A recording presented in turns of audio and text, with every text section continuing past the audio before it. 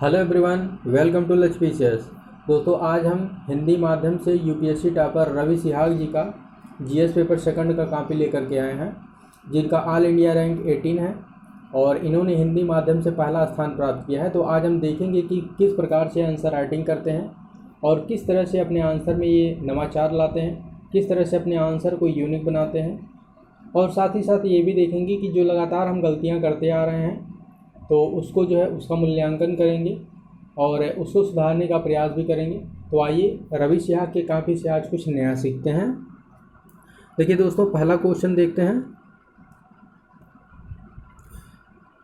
देखिए पहला क्वेश्चन है, ये कॉपी हमको विजन IAS से प्राप्त हुई है। देखिए पहला क्वेश्चन है कि स्थानीय आवश्यकताओं के आधार पर सामुदायिक परिसंपत्तियों के निर्माण में एमपी लैंड योजना द्वारा निभाई गई भूमिका पर प्रकाश डालिए।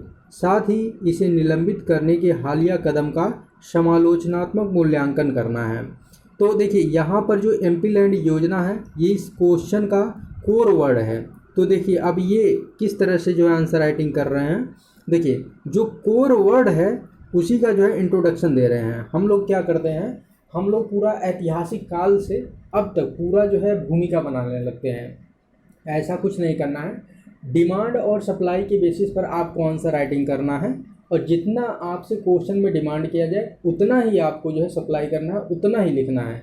यहाँ पर देखिए 150 वर्ड दिया गया है, तो जो वर्ड दिया गया, वर्ड लिमिट दिया गया है, इसका भी विशेष ध्यान देना है। कुछ बच्चे जो होते हैं वर्ड लिमिट का ध्यान नहीं रखते हैं, तो जिससे आपको काफ़ी नुकसान होता है। एक तो आपका नुकसान ये होगा कि आपका कुछ नंबर जो है रिड्यूस कर लिया जाता है, काट लिया जाता है। साथ ही साथ आप यदि एक्स्ट्रा वर्ड लिख रहे हैं तो कहीं ना कहीं आप दूसरे क्वेश्चन, दूसरे आंसर का टाइम कंज्यूम कर रहे हैं, जिसकी वजह से आपके 2 से 3 क्वेश्चन छूटने की संभावना प्रबल हो जाती है। तो इस तरह की गलतियां नहीं करना है, अभी से इस तरह से स्किल अपना डेवलप करना है।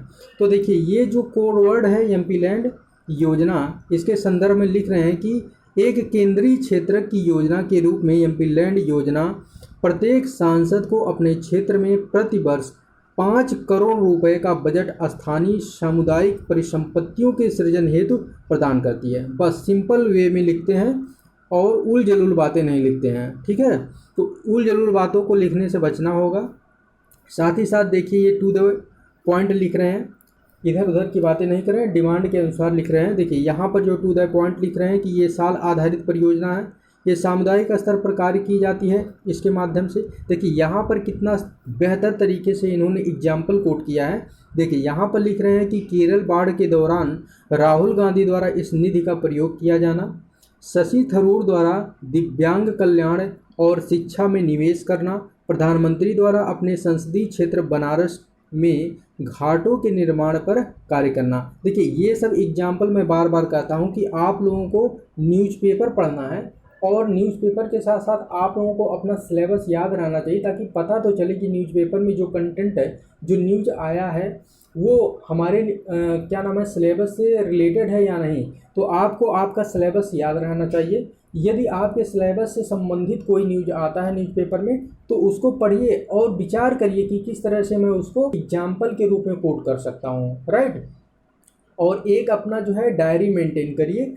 इस तरह से छोटे छोटे एग्जाम्पल को आप जो है उसमें नोट डाउन करते रहिए, ठीक है। इससे संबंधित कैसे नोट डाउन करना है, कैसे एग्जाम्पल को निकालना है, कैसे यूज करना है, एक मैं प्रॉपर वीडियो बना दिया हूँ जिसका लिंक डिस्क्रिप्शन बॉक्स में दे दूंगा। वहाँ से जा करके उसको आप देख लीजिए। मैं वहाँ पर एग्जाम्पल बहुत अच्छे से दिया हूँ और अपना डायरी भी वहाँ पर मेंशन किया हूँ।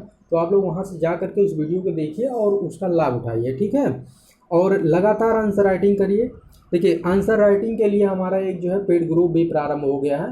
तो यदि आप जो है इच्छुक हैं तो आप जो है इस नंबर पर संपर्क कर सकते हैं, टेलीग्राम कर सकते हैं या कॉल कर सकते हैं। देखिए नंबर नोट कर लीजिए, 9696357422, ठीक है। इस नंबर पर आप कांटेक्ट कर सकते हैं और हमारे जो है आंसर राइटिंग ग्रुप को ज्वाइन कर सकते हैं। तो चलिए देखते हैं। देखिए इस तरह से इन्होंने टू द पॉइंट लिखा है। देखिए अब यहाँ पर जो है निलंबित क्यों किया गया है इस योजना के, इसके पक्ष और विपक्ष में जो है तर्क दे रहे हैं, क्योंकि समालोचनात्मक मूल्यांकन करना है, ठीक है। तो संतुलित रूप से आपको पक्ष और विपक्ष दोनों बताना है, ठीक। यहाँ पर फिर देखिए आगे आगे की राह भी लिख रहे हैं, तो इस तरह से आगे की राह लिखना है। तो देखिए कितने शानदार तरीके से इन्होंने लिखा है। और आगे देखते हैं, देखिए दूसरा क्वेश्चन है कि भारतीय संघीय ढांचे के तृतीय स्तर को पर्याप्त रूप से सशक्त बनाना भारत में संघवाद को सुदृढ़ करने की कुंजी है, विश्लेषण कीजिए। देखिए यहाँ पर जो है विश्लेषण करना है। अब यहाँ पर देखिए जो तृतीय स्तर है, भारतीय संघीय ढांचे के तृतीय स्तर का मतलब हो गया लोकल बॉडी अर्थात स्थानीय निकाय। तो स्थानीय निकाय के बारे में लिखना है। तो अब स्थानीय निकाय क्या हो गया, क्वेश्चन का कोर वर्ड हो गया। ठीक है, अब देखिए इसी कोर वर्ड को ये पकड़ करके इंट्रोडक्शन लिखते हैं। इसी तरह से आपको फाइंड आउट करना है। कुछ लोग पता नहीं क्या जो है भूमिका में लिख देते हैं, उनको खुद नहीं समझ में आता है। तो इस तरह से नहीं करना है, जो कोर वर्ड है उसी पर आपको इंट्रोडक्शन लिखना है। राइट, तो इस चीज़ को समझना है आपको। और ये स्किल तभी डेवलप होगी आपकी जब लगातार आंसर राइटिंग आप करेंगे। ठीक है, देखिए लिखते हैं कि भारत में 73वें और 74वें संविधान संशोधन द्वारा भारत में शासन के तीसरे स्तर का गठन कर लोकतांत्रिक विकेंद्रीकरण का कार्य किया गया। देखिए ये सभी लोग जानते हैं, हम सभी लोग इसके बारे में जानते हैं।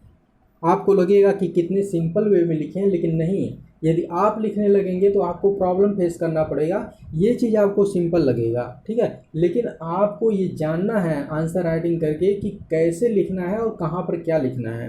तो ये लिखने का जो है एक अच्छा वे है। ठीक है, तो इन्होंने प्रैक्टिस खूब किया है, खूब आंसर राइटिंग किया है, तभी ये टॉपर रहे हैं। तो इनसे आप सीखिए, देखिए किस तरह से जो है अपने आंसर में इन्होंने जो है इनोवेशन लाया है, किस तरह से जो है कुछ अलग किए हैं। ऐसे ही आपको मैं इंग्लिश मीडियम के भी कुछ स्टूडेंट का कॉपी ला करके दिखाऊंगा और उनसे भी सीखिए। इंग्लिश मीडियम का भी कॉपी देखना है आपको।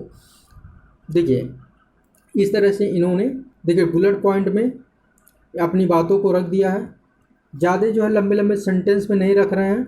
साथ ही साथ देखिए अब बता रहे हैं कि किस प्रकार से बनाएं, मतलब किस प्रकार से तृतीय स्तर अर्थात जो है लोकल बॉडी को सशक्त बनाया जाए, इसके बारे में भी बुलेट पॉइंट में लिख रहे हैं। देखिए क्या लिख रहे हैं, देखिए लिख रहे हैं कि राज्यों से अंतर्राज्यीय परिषद आदि में विचार विमर्श करना, नीति आयोग में पंचायत प्रतिनिधि नियंत्रण, वित्त आयोग द्वारा स्थानीय स्वशासन हेतु प्रदर्शन आधारित अनुदान दें।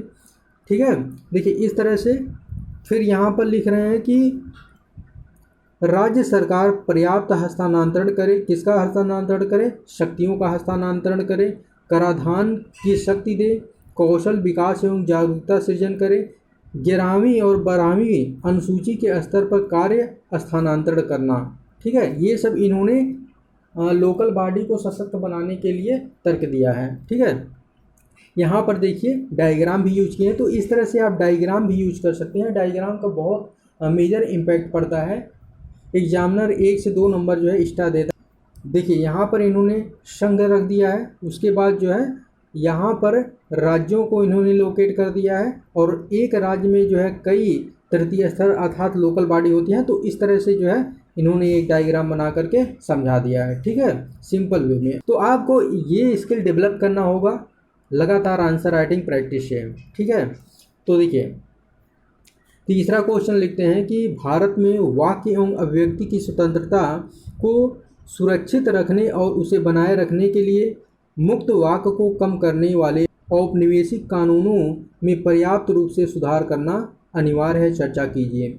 जो औपनिवेशिक मतलब जो है अंग्रेजों के शासनकाल के कानून हैं, जो कि जो है स्वतंत्रता, वाक्य की स्वतंत्रता मतलब बोलने की स्वतंत्रता को किसी प्रकार से अवरुद्ध करते हैं, उनको जो है सुधारने की ज़रूरत है। इस पर जो है टिप्पणी लिखना है। ठीक है, तो देखिए इन्होंने देखिए यहाँ पर क्या किया है, यहाँ पर देखिए इसका कोर वर्ड क्या है, यहाँ वाक्य एवं अभिव्यक्ति की स्वतंत्रता कोर वर्ड है, और इसी को इन्होंने उठा लिया है और इसी पर ये क्या करते हैं इंट्रोडक्शन लिखते हैं। देखिए लिख रहे हैं कि भारतीय संविधान के अनुच्छेद 19(1) के तहत मूल अधिकार के रूप में वाक्य एवं अभिव्यक्ति की स्वतंत्रता का अधिकार समाहित है।